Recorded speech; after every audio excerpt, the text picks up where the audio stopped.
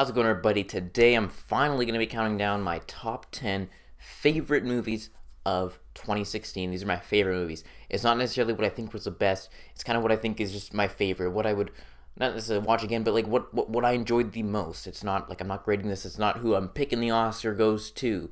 It's just my favorite list. It's a completely subjective list. There's been a lot of good movies as well that came out this year that I can't believe I'm leaving off the list, which is pretty insane. So without further ado, I'll get to some honorable mentions right here. What didn't make it into my top 10 were the likes of Deadpool, Captain Fantastic, which was a great movie. I didn't get a chance to review it, but go check it out. It's fantastic. Viggo Mortensen is amazing, and it's kind of funny as well.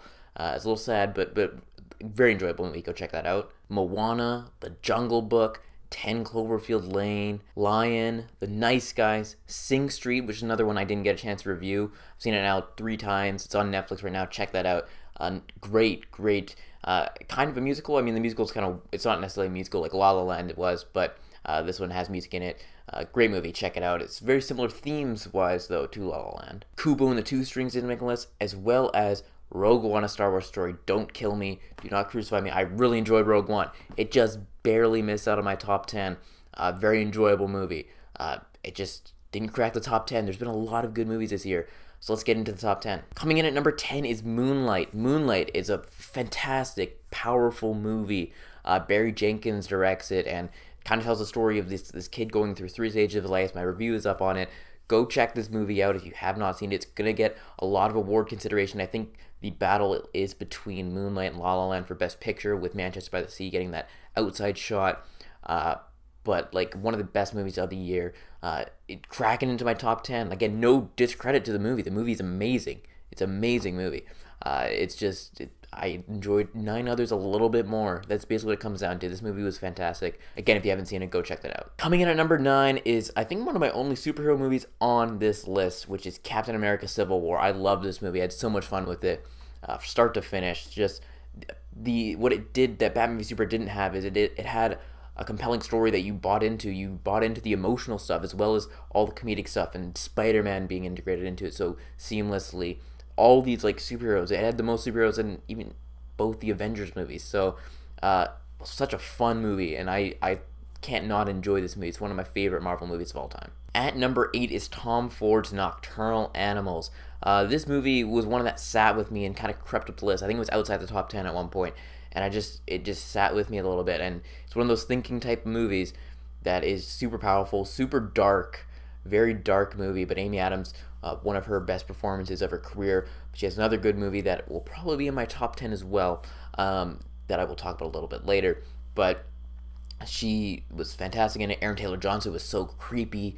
Michael Shannon was great. Jake Gyllenhaal always brings it as of late, and it's a very dark movie. You got to be in the right mood set to watch this thing, but if you're in for it, you're in for quite the ride. Number 7 is Deepwater Horizon. I've seen this movie twice now, and it's just a powerful movie. This probably isn't going to be in a lot of people's top 10s. My next 2 actually, but for whatever reason, I came out of the movie just loving it. I love these true stories, and it just, I don't know, something about Peter Berg and Mark Wahlberg, their team up, it just works so well. And this is just one of those movies I don't know, loved start to finish. I loved how the movie starts out so realistically, just the conversations and stuff, and then this tragedy happens, and it's again a very powerful story. And at number 6 is another Peter Berg movie. I've been back to back. I know it's kind of weird putting these back to back, but just the way it worked out. Patriots Day, again, Peter Berg, Mark Wahlberg, their 3rd team up, 2nd one of the year. It's weird that these guys keep teaming up and creating such greatness again with Lone Survivor, and again another powerful story. Again, this one is probably less rewatchable than Deepwater Horizon, but I think I liked it a little bit more than Deepwater Horizon. And again, these 2 flip-flop for me. I'm like, I don't know which one to put over the other. Maybe tomorrow I wake up and Deepwater Horizon's above it, who knows. But yeah, Patriots Day, powerful story. And again, my review I just put up just a couple days ago.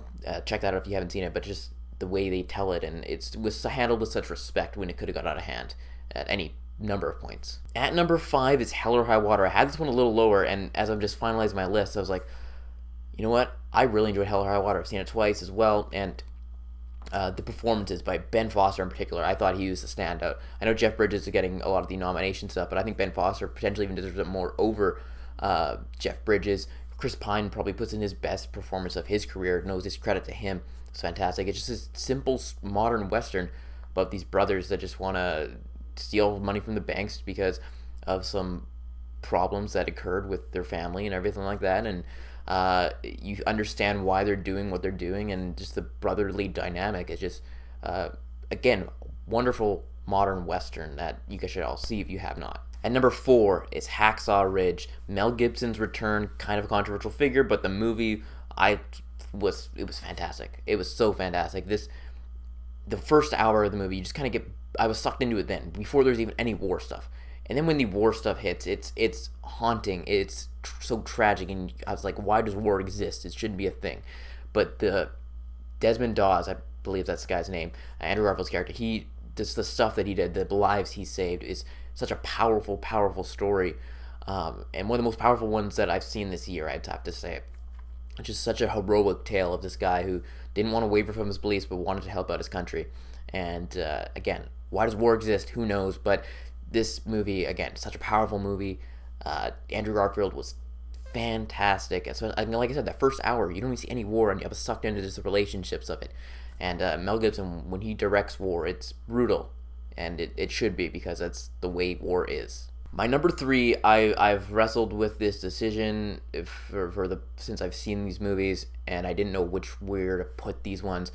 So my number 3 and 2 were flip-flopping every which way, and it's like I said, this could flip tomorrow, this could change.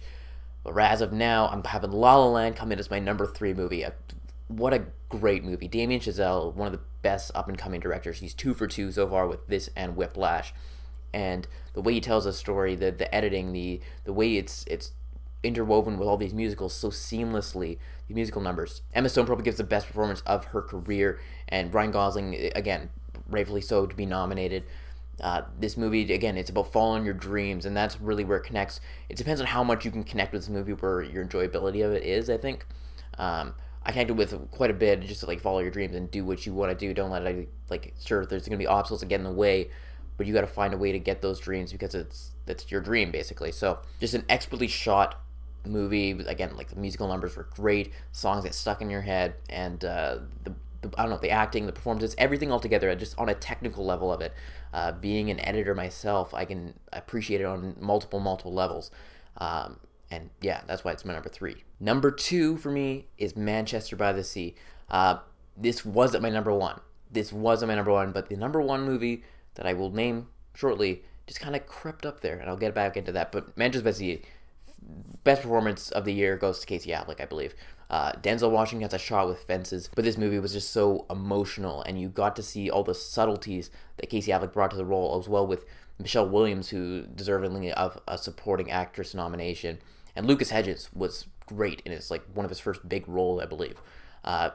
Potentially a supporting actor nomination for him as well. But what really surprised me again with this movie was the humor that they integrated into it.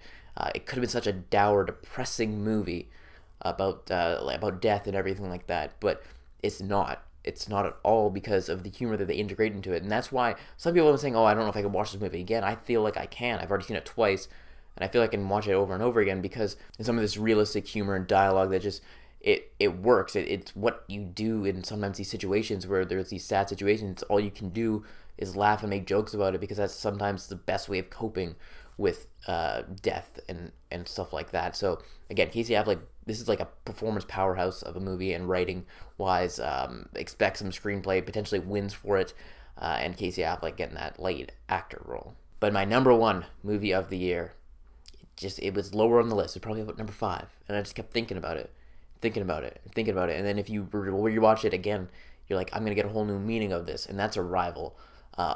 Denis Villeneuve, probably my favorite new director. I've loved every one of his movies, from Prisoners, Sicario, Enemy, to this, and I'm super excited for Blade Runner 2049, even though I haven't, don't kill me, seen the first Blade Runner. I will have to watch it before this, but super pumped for that movie. Back to Arrival, though, Amy Adams gives, again, it's on a rewatch, this movie, you get even more emotion from it, because you understand what Amy Adams is going through, and with the personal stuff and everything like that, and just how the story's told, and the the sci-fi nature of it that's not so sci-fi. It's a thinker movie, and these are the type of movies that I love. These thinking type movies. This, like Nocturnal Animals, again, both of Amy Adams. They just creep up at you, and you think about it for days and days and days. And that's why I guess my number one, because I could rewatch this thing, I think every like so often and get new meaning of it. That's some of my favorite movies of all time, like your Fight Clubs, Inception, Seven. I mean, Seven's a kind of a dark thing, but like those type of movies where you just there's thinking and the twists and turns that it takes. I don't know.